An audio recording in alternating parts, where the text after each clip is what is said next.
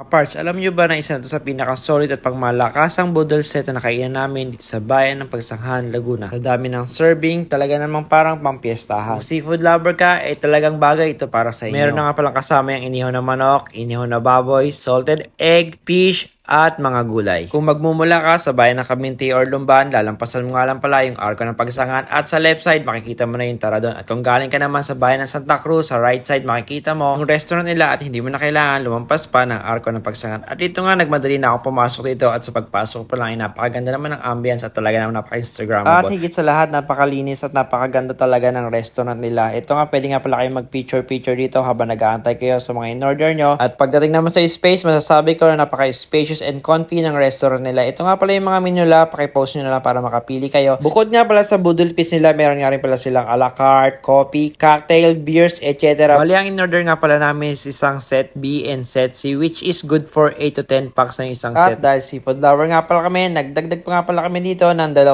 medium, which is good for 2 to 3 packs. At ito nga, nag-umpisa na magtikiman at kumain. Bali, open nga rin pala sila for takeout, delivery, and kahit anong klase ng event, tumatanggap din sila ng reservation. At bali, ang operation hour nga pala nila is 11 AM to 12 midnight. Kaya ano pang inaantay nyo?